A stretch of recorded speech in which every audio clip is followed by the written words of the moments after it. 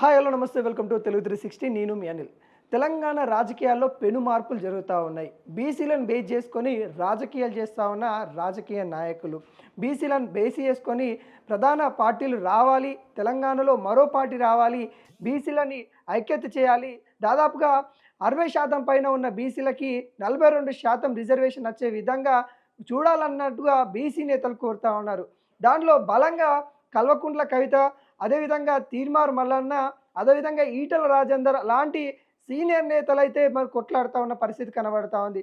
ప్రధానంగా బీజేపీలో మనం చూసుకున్నట్లయితే ఈటల రాజేందర్ ఒక బీసీ నేత, సీనియర్ నేత, దాదాపుగా 25 సంవత్సరాలకు పైనే తన రాజకీయ భవిష్యత్తు కనబడతా ఉంది. అప్పటి నుండి తను బీసీ నేతగా ఎదిగిన వ్యక్తి, తెలంగాణ ఉద్యమ కాంచెలు ఎదిగిన వ్యక్తి. తనకి బీజేపీ అధ్యక్ష పదవి బీజేపీ ఇస్తుంది, బీజేపీ బీసీలకి న్యాయం చేస్తుందని కూడా ఈటల రాజేందర్ సంబంధించిన వర్గ నేతలైతే కోరుకున్నారు. కానీ తనకివ్వకుండా రామచంద్రరావుకి అయితే ఇవ్వడం అయితే జరిగింది. అక్కడ బీజేపీ మరోసారి నిరూపించుకుంది, బ్రాహ్మణ సామాజిక వర్గానికి పెద్దపీట వేస్తూ ఉంది. అక్కడ బీసీలకి ఎక్కడ కూడా మళ్ళీ చూపిందన్నట్టుగా వ్యాఖ్యలు చేస్తూ ఉన్నారు. అదేవిధంగా బీసీలకు సంబంధించి రిజర్వేషన్ కోసం బీఆర్ఎస్ కూడా ఏదైతే కాంగ్రెస్ తీసుకొచ్చిన ఆర్డినర్ని వ్యతిరేకిస్తూ ఉంది. కానీ కల్వకుంట్ల కవిత ఒక్కరే కాంగ్రెస్ పార్టీ తీసుకొచ్చిన ఆర్డినెన్స్ ఏదైతే ఉందో సపోర్ట్ చేస్తూ అనేక మంది అంటే నిపుణులతో మాట్లాడిన తర్వాతనే నేను సపోర్ట్ ఇస్తా అన్నట్టుగా తను వ్యక్తం చేస్తూ ఉంది. మరొక వైపు ఈ బీసీ లీడర్స్ ఎవరైతే ఉంటారో వాళ్ళు మద్దతుగా నిలుస్తూ ఉన్నారు. బీజేపీ కాంగ్రెస్ అనుకుంటూ అనేక వర్గాలుగా విడిపోతూ ఉన్నారు. కానీ బీసీ నినాదం చెప్పేవాళ్ళు ఎవరైతే ఉంటారో అటు కల్వకుంట్ల కవిత కావచ్చు, ఇటు ఈటల రాజేందర్ కావచ్చు, వీళ్ళిద్దరు కలిసి పార్టీ పెట్టబోతా ఉన్నారు అన్నట్టుగా రాజకీయ విశ్లేషకులు అయితే చెప్తా ఉన్నారు. గతంలో కల్వకుంట్ల కవితకి ఈటల రాజేందర్కి వాళ్ళిద్దరికి సానుకూల అనుబంధం ఉంది. గతంలో కూడా బీఆర్ఎస్లో ఈటల రాజేందర్ ఉన్నప్పుడు వాళ్ళిద్దరు కూడా మంచి బంధం ఉండేది, ఒక మంచి రాజకీయ అనుబంధం ఉండేది అనే కోణంలో కనబడతా ఉంది. దానిలో భాగంగానే వాళ్ళిద్దరు ఉద్దేశం కూడా ఒకరే, బీసీలకి ప్రాధాన్యత ఇవ్వాలి, బీసీల కోసం కొట్లాడాలి అని వాళ్ళిద్దరి అంశం అంటే ఒకటే కనబడతా ఉంది. కాబట్టి వాళ్ళిద్దరే తెలంగాణలో కొత్త పార్టీ తీసుకురాబోతా ఉన్నారు అనేది కూడా మనకి ప్రధానంగా వినపడతా ఉంది.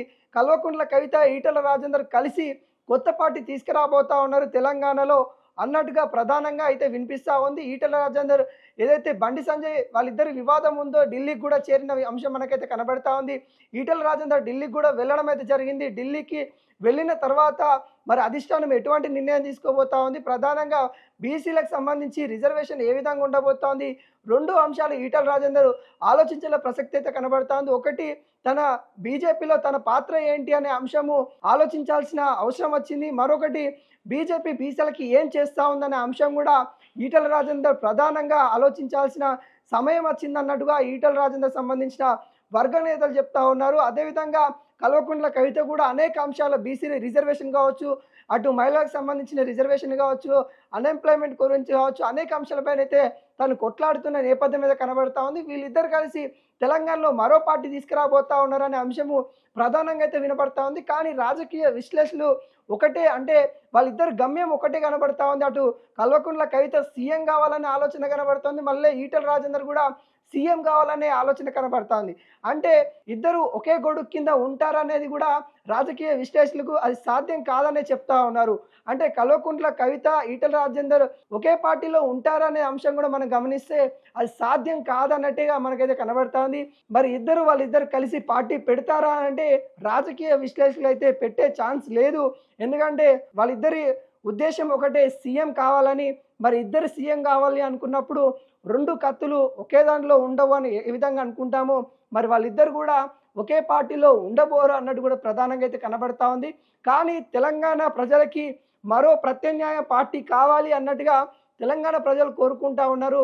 ఇటు బీఆర్ఎస్, కాంగ్రెస్, బీజేపీ మూడు పార్టీలు ఉన్నప్పటికీ కూడా ఒక బీసీ నినాదంతో ఒక పార్టీ రావాలి అనే కోణంలో అయితే తెలంగాణ ప్రజలైతే చూస్తూ ఉన్న తరుణం కనబడతా ఉంది. మరి ఈ నేపథ్యంలో మరి కొత్త పార్టీ రాబోతా ఉంది అనేది కూడా చాలా రాజకీయ విశ్లేషకులు అయితే చెప్తా ఉన్న పరిస్థితి కనబడతా ఉంది. మరి చూడబోవాలి ఎవరు ఆ పార్టీని తీసుకురాబోతా ఉన్నారు. ఇటు కల్వకుంట్ల కవిత తీసుకొస్తుందా, మరి ఈటల రాజేందర్ తీసుకొస్తున్నా అనేది కూడా మనం ప్రధానంగా చూస్తూ ఉండాలి.